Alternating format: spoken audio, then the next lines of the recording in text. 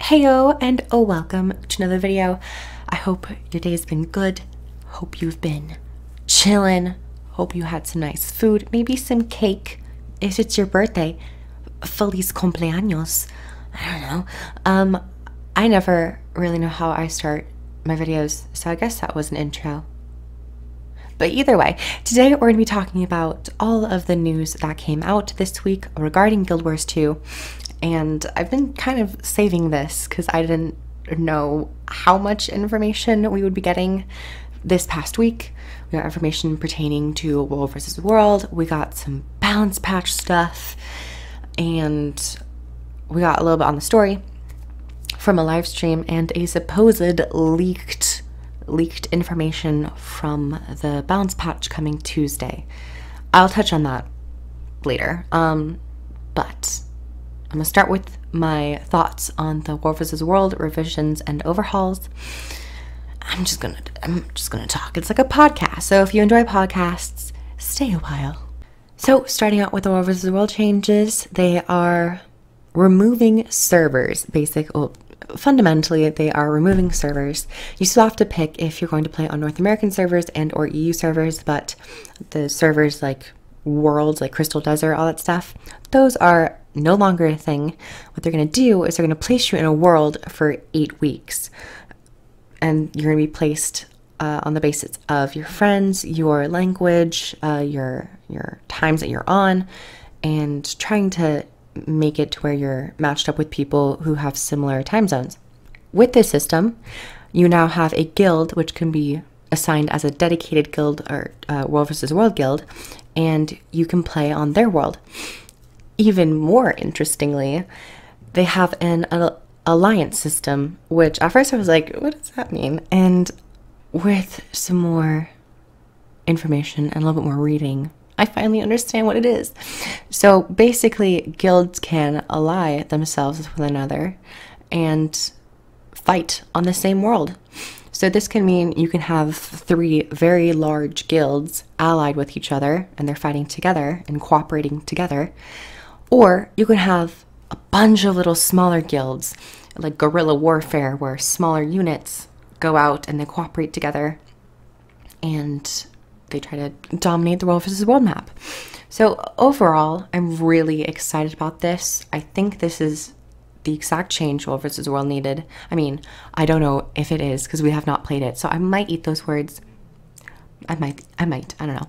But for someone who does not play World vs. World regularly, this has made it 10 times more interesting, because I was coming from the viewpoint of, oh, World vs. World hasn't changed since 2012. What's the point of me checking it out again? I kind of feel left behind. But with this new system, it will definitely breathe some new life into the game mode. And I'm excited. I might even start doing World vs. World on daily or every other day. So I'm definitely excited. I might want to get into a guild and try to fiddle around with that. But one of the things that brought to mind with like the whole, because I tend to worry about zerging, and I don't really find zerging really fun. So with the alliance system, I was thinking of, oh, what if there's just like smaller guilds, like I was previously saying, and they're kind of like netting the whole entire map, and they're covering a lot of ground.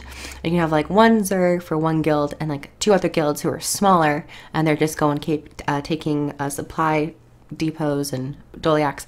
I don't know, that seems like a lot of fun. I always imagine World vs. World to be this true army scenario where you have the main fighting and then you have little smaller fights and skirmishes and sabotage. And I think I'm completely down for that. So hopefully it goes in that direction. Hopefully there's some more growth for that stuff. Have to see when this is implemented. They never gave us an exact date of when this is going to take place. They just said it's going to be implemented over a couple of months. It's going to take a while. So it's not going to happen Tuesday. But nevertheless, it's going to happen. So that's my thoughts on the World vs. World. I'm really excited. Probably going to play some more. Might even make a couple of videos on it. I don't know. So that was World vs. World. Moving on to the profession stuff, which I am a huge fan of balance changes and profession design and themes in general.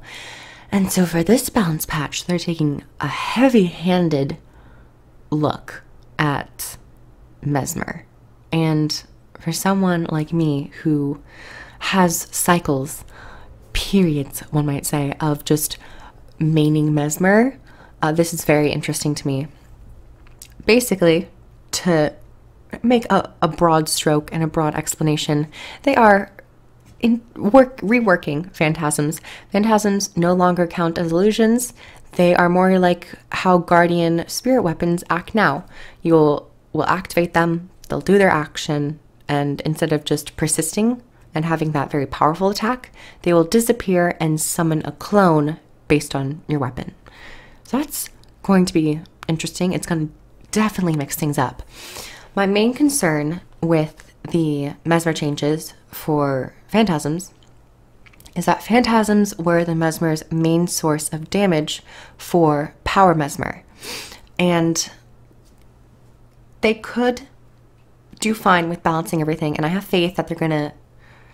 Well, they have mentioned that this was a huge overhaul to a class, its core design, essentially. So they're saying that they are balancing it. But nevertheless, it's still a worry in my mind that Mesmer's, power Mesmer at least, will be superiorly weaker or inferior to conditioned Mesmer. And one could argue it already is, but I don't want it to be even worse. It's going to be fun to see all the traits that are changed and all the phantasm skills that are changed, because they have to be different and have different effects than what they do now to compensate for that power loss. It's going to spice up the game a little bit. That was essentially... I'm saying essentially a lot, wow. Actually, I had a friend who said essentially almost every other sentence. Sidebar, I digress. Anywho, they also are changing alacrity into a boon. Oh my god, who saw that coming? I did. But, a part of me is going to be sad to see it become a boon, because I'm like, ugh, that OG Heart of Thorns effect, when chronomancers could only be the ones to apply alacrity. I'm like, oh, I miss it. But it is a logical step to bring alacrity over to a boon, in my opinion. It's going to give it more... They've said that they're going to be applying or giving alacrity to more professions. And also, baseline alacrity no longer improves the duration cooldown by 33%, but rather 25%. This is in compensation for the fact that you can build concentration and get like 10 seconds of alacrity and then just continually stack it. Chronomancers, they already run concentration, so, or at least tanking chronomancers, they're going to be set. There will be, they're going to have a lot of alacrity. Ugh. Guys, remember, like, we can have like permanent stacks. We might be able to have like permanent uptime on alacrity. That's going to be insane. One thing that I might worry about is the fact that Chronomancer has a trait that will now allow alacrity to do its normal 33% duration for everyone else except the Chronomancer who has that trait. I can see this pushing people to feel like they absolutely need to have 2 Chronomancers at least. I know 2 Chronomancers is a smart thing to run, but only for select bosses. It's not every boss, but I might see this being like a thing for every boss.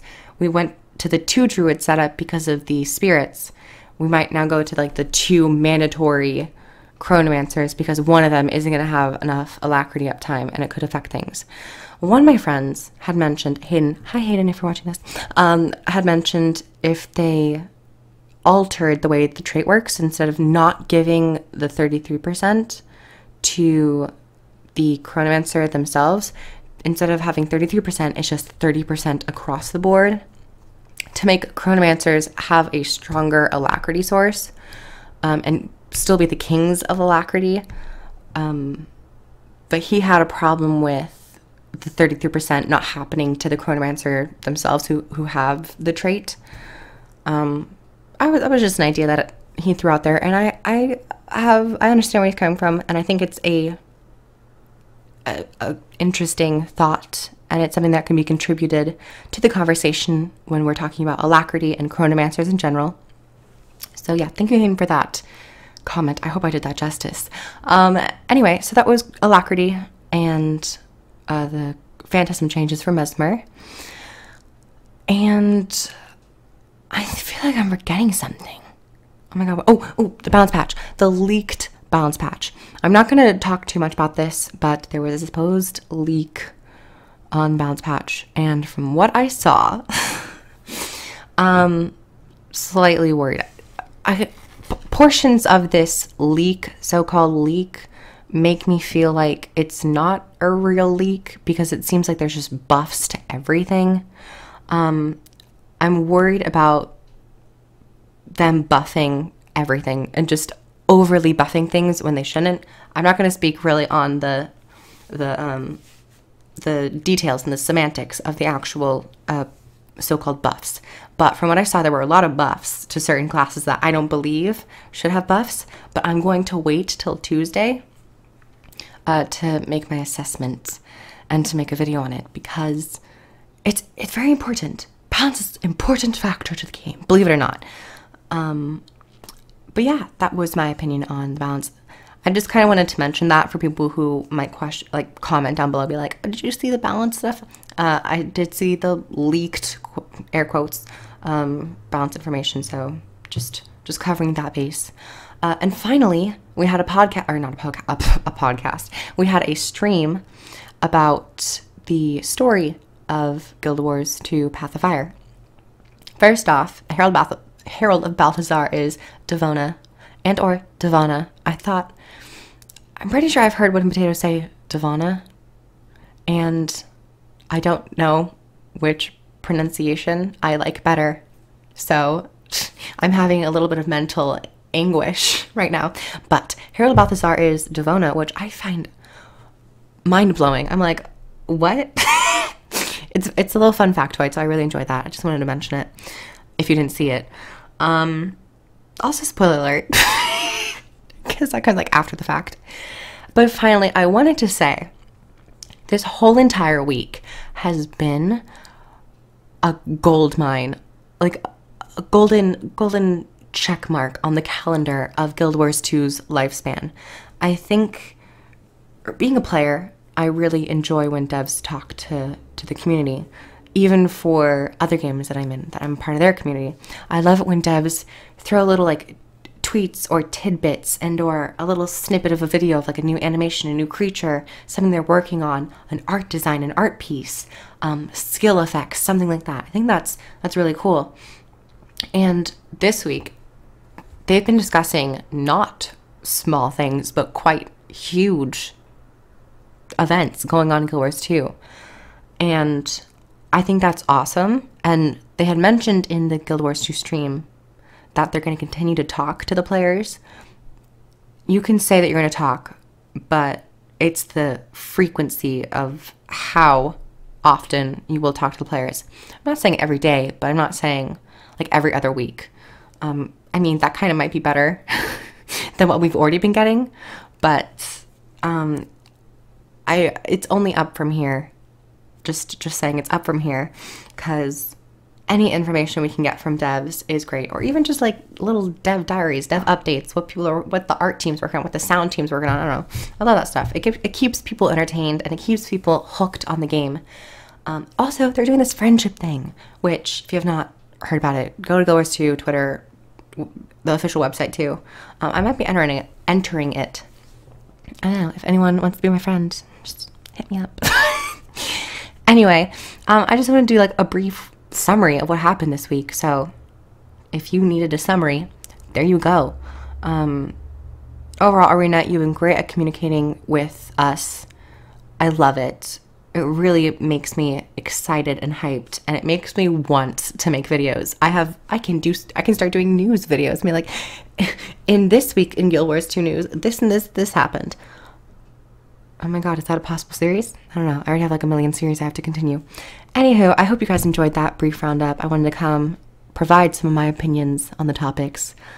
And I will see you all in the next video. Comment down below about your thoughts on World vs. World, Phantasms, Alacrity, balance in general.